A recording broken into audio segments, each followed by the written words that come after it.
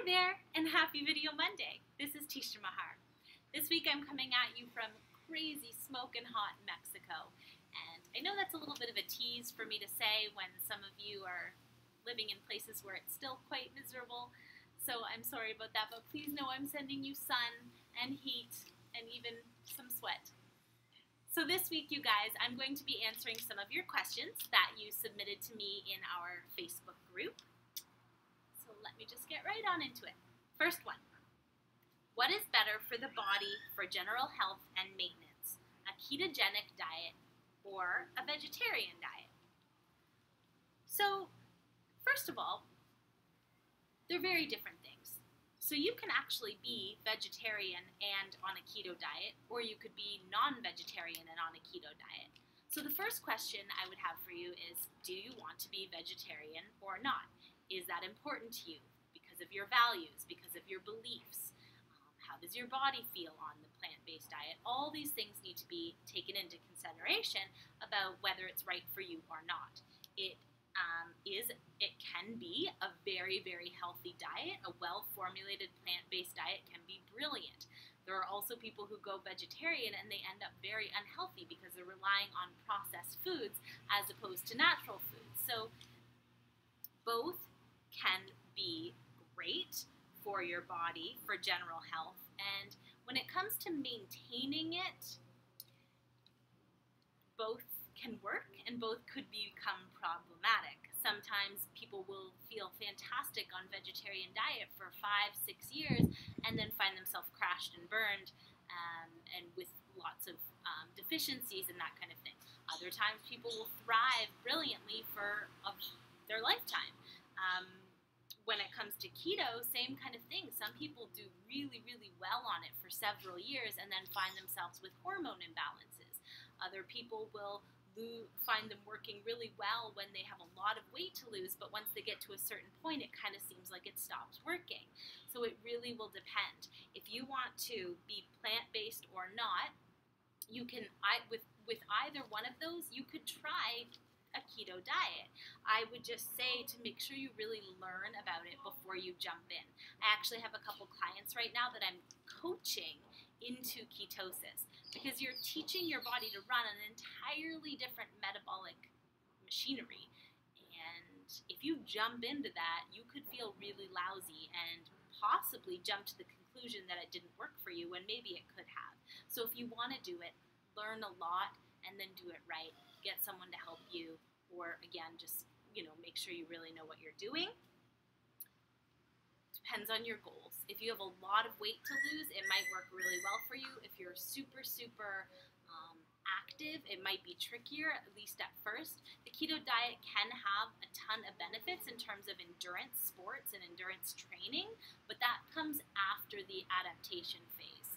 So there will be a stage of time before you get there where your athletic performance would lower. So it depends on you, it depends on your lifestyle, it depends on what's going on. If you're really stressed, if your hormones are out of balance, I wouldn't recommend jumping into keto. So if you need more guidance in terms of figuring out whether that is right for you or not, by all means, post more questions in the group and I'll try to do my best to help you navigate, at least, moving towards getting you in the right direction for you.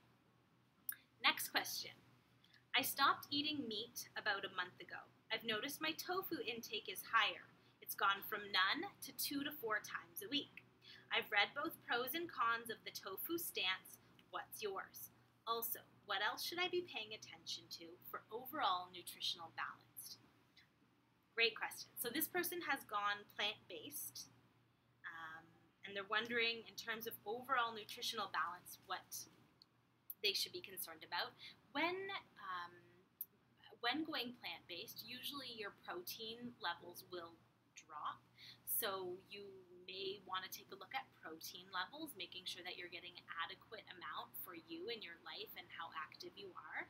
Generally, if you're doing a lot of weightlifting and you're really trying to gain muscle, you're going to need more than somebody who isn't doing that and who's just, working in an office, going about their day-to-day.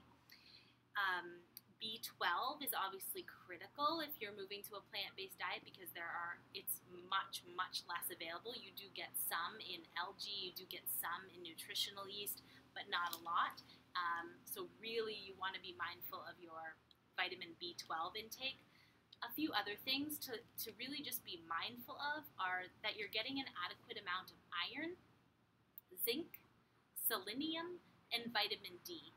These can become low in any person, but I find that they're even showing up to be lower in a lot of plant-based eaters. And this is just because zinc, selenium, these types of foods, they tend to be really abundant in animal-based and less so in plant-based. So you can find plant-based sources of zinc. One that I love is pumpkin seeds, but you need to be mindful of those. So, doing a search to figure out where you can get those in a plant-based diet, reading some books is helpful.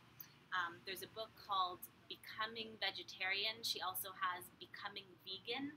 The author is Brenda Davis and Victorio. I'll post it in the description box below, the name of the book and the authors.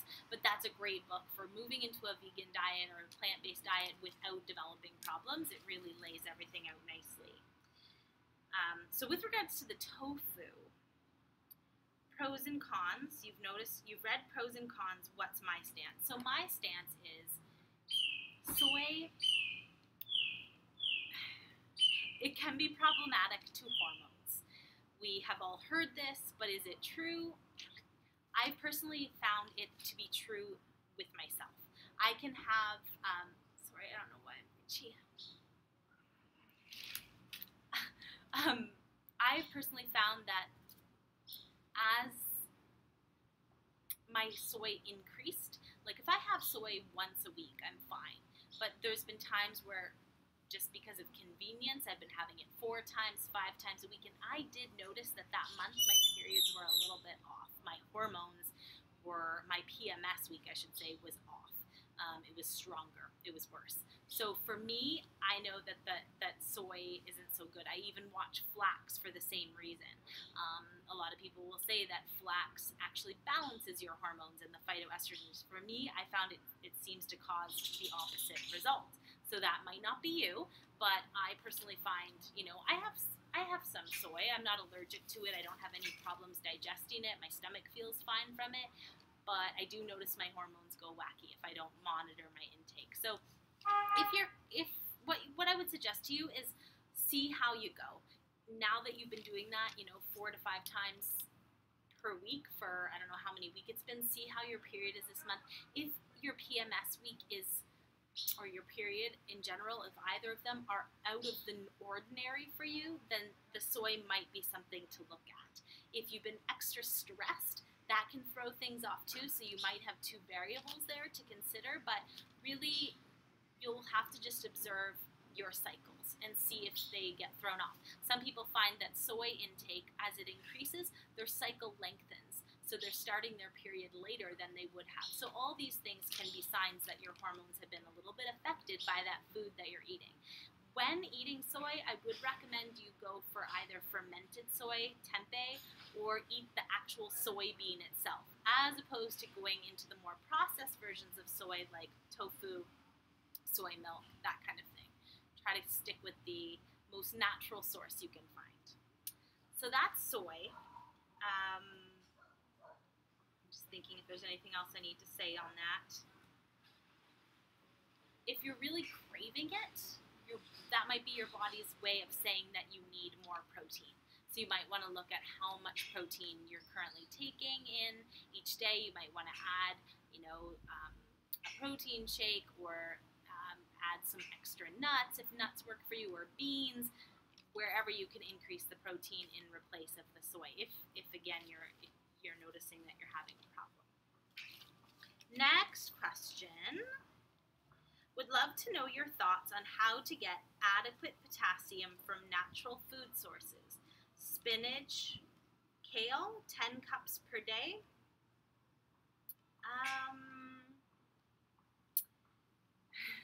So in order to get adequate amount of potassium, actually people usually are if they're healthy eaters. So potassium is most abundant in natural food sources, foods like spinach and kale, but also things like sweet potatoes and white beans. Bananas have a good amount, coconut water. A brilliant source of potassium is the avocado. One avocado has like 1,000 milligrams of potassium. So there are actually a ton of good sources of potassium. If I ever feel like off and my electrolytes are funky because I've been sweating a lot, teaching a lot of Bikram yoga, for example, or in the sun, if I ever feel that, for me, it's usually my sodium that's become too low or my magnesium, and not so much my potassium. So if you're eating a really good diet, you probably are doing okay for potassium. A few other things you could do is lemon and apple cider vinegar. All of these things I've mentioned are really good sources of potassium.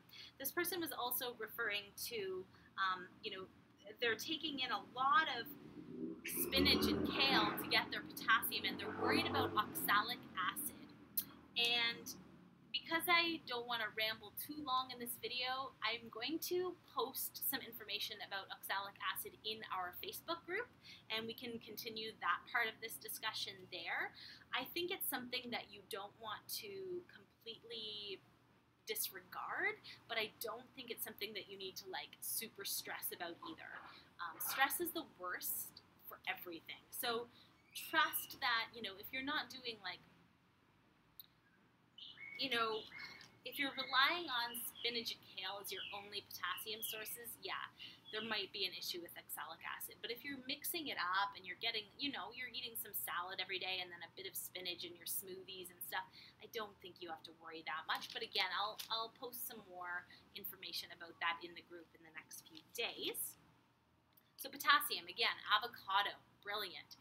The dark greens, sweet potato, white beans, bananas, coconut water. If you are not plant-based, salmon is also a fantastic source of potassium. Okay, so the last question for this week is, how would you recommend a woman prepare for pregnancy?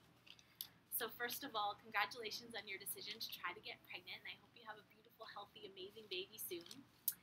With regards to preparing for pregnancy, well, I haven't had a baby myself, and so I don't have near as much wisdom on this topic as a lot of the women in the group would, or a lot of you watching this video probably would. But a few years ago, I decided that a few years from then, at some point soon, I would maybe like to have a baby.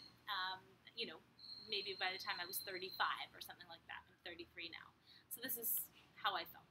And I started to look into what my hormones were doing, how my periods were, all of that. And I had to own the fact that my hormones were not where they should be. My periods were not as regular as they should be. And my body fat was way, way, way too low for a woman. And that was hard for me to do. It was very hard. It was a big journey, but this helped me this was my way of kind of preparing for that eventually. So this might look very different for you, probably it will, but you have to take a look at, okay, where is your body not suitable for that right now? So for example, maybe you feel kind of lousy, maybe your adrenals are low and you have no energy. That isn't so good, because pregnancy is going to be stressful in some ways. It is hard on the body, pregnancy and childbirth and all that. So what I would suggest, if you are looking to how you should prepare, get yourself as healthy as you possibly can before you become pregnant. So if your adrenals are wacky, work on that. If you're missing certain vitamins or minerals, get some blood work and find that out. You could do a detox and get some of the crap that might be circulating in your system out. I would recommend that. Do a whole body detox and get yourself feeling as vibrant and awesome as you can. I would also, again, recommend the blood work, making sure that you have enough iron, zinc, make sure your folic acid levels are good, your omega-3, all of this is important for pregnancy and for carrying a baby. And I would also clean up your home. So a lot of us have toxic stuff in our households, and we're cleaning our houses with really like bad chemicals and stuff. So I would say detox your body and then detox your environment, because that's also going to be obviously a much better space for a baby to come into. The final thing I will say to this person is I would take some time to mentally prepare. So sometimes we're really focused outward on what needs to happen before, this change occurs, but you really would probably do well to sit with, how is this massive change going to look in reality? How is it going to affect my life? How is it going to affect my relationships? Who do I need to get in place in terms of my support system? Read some books, What to Expect When You Are Expecting, that's that famous one. Do the mental preparation as well. Really envision what's about to happen, how you're going to cope with it. Really, envision yourself handling those sleepless nights with as much grace and strength as you can. All of that, really just get yourself into a good feeling place about the change, because it is going to be a huge change, right? And it's going to be hard in some ways. So make sure you are realistic and know that, but also just mentally prepare for the best. And yeah, I hope that gives you some good feedback. Thanks as always, you guys, for watching. I have super exciting news, and that's that I'm going to be running a yoga retreat in 2019.